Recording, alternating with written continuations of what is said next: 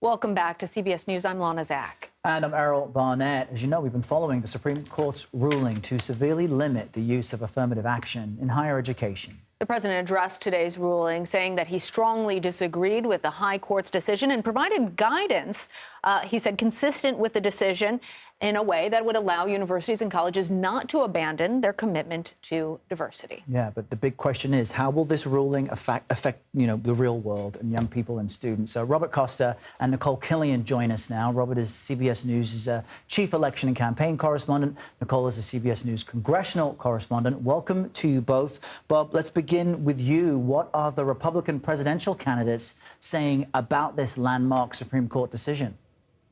Good to be with you both. The Republican presidential field is reacting in a very predictable way because the Republican Party for decades now has been trying to overhaul the federal judiciary, including the Supreme Court. And especially during the Trump era, they were able to nominate and install justices who were moving in this direction on the issue of affirmative action. And now they have achieved with this decision their policy goal. And this is not just on this front, but on so many other fronts, from abortion to federal regulations. The conservatives feel like they are now on the march.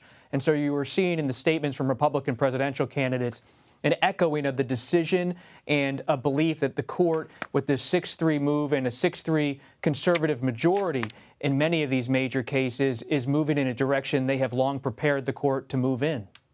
Nikole, we were just speaking with the chair of the Congressional Black Caucus, and he said that this points to all of the problems that go beyond just college admissions decisions, but about equity in our society. And one of the points that it continues to come up is how we're talking about higher education, but that there is a problem in primary education, that there is a difference in how our students are treated. And a lot of times that falls under race and socioeconomic status. What are you hearing from Congress members about trying to address some of those other issues that all contribute to this problem?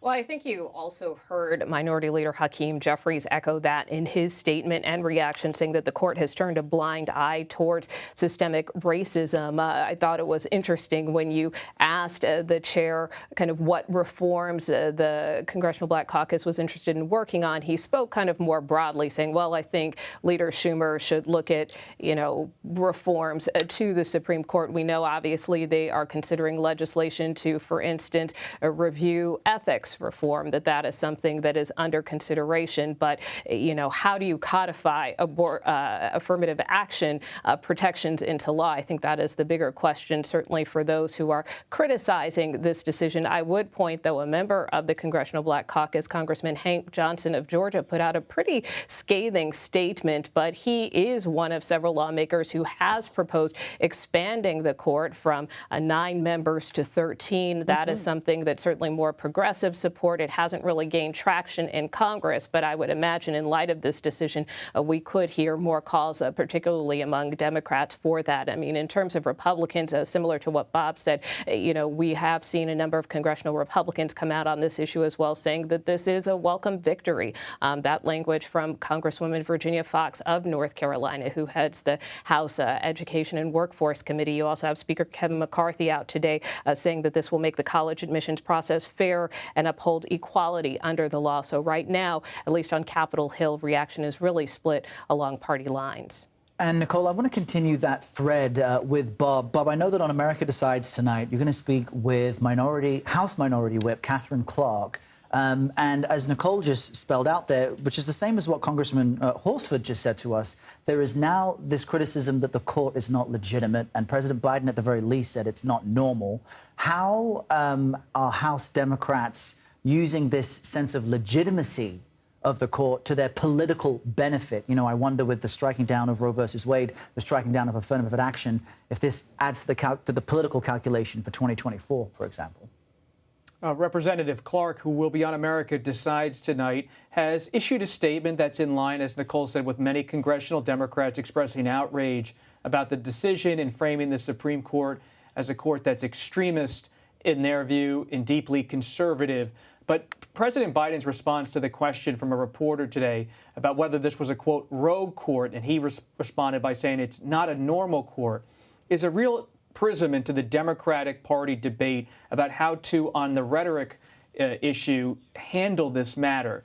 Should they call it a rogue court, an extreme court, or just not a normal court?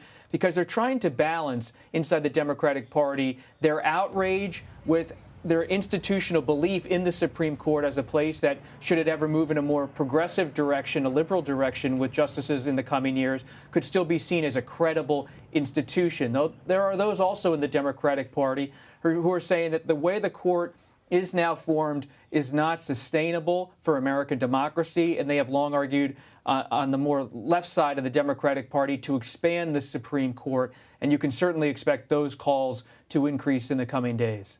Nikole, last time the Supreme Court overturned a major policy decision that had been something of a standard bearer in our country, Roe versus Wade, we saw how Democrats immediately mobilized and used that as a campaign issue. Are we starting to see the same thing among Democrats on Capitol Hill now?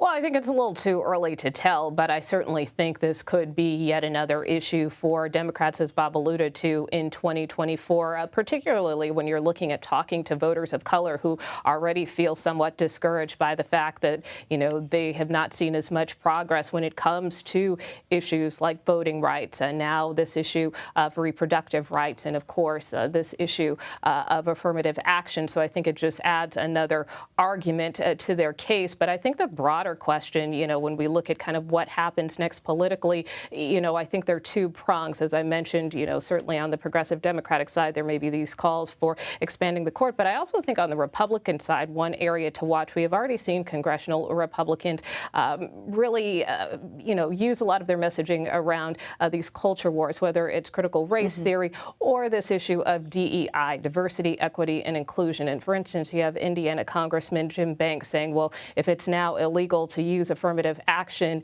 in colleges, why should it be allowed in the federal government? And we have seen in various congressional hearings, some congressional Republicans really pick apart some of this emphasis around diversity. So I do think that that is also an issue you could see on the Hill going forward. I also think more broadly speaking, when it comes to universities, of course, and now many of them will be trying to figure out what will be a race-neutral policy going forward, which we have seen some colleges and universities employ even prior to this decision, and whether or not those could be challenged going forward. So I think those are some spaces to watch. Yeah, really important components to all of this. Robert Costa and Nikole Killion, thank you both very much joining us from our Washington bureau. And folks, remember, you can watch America Decides at 5 p.m. Eastern right here on CBS News.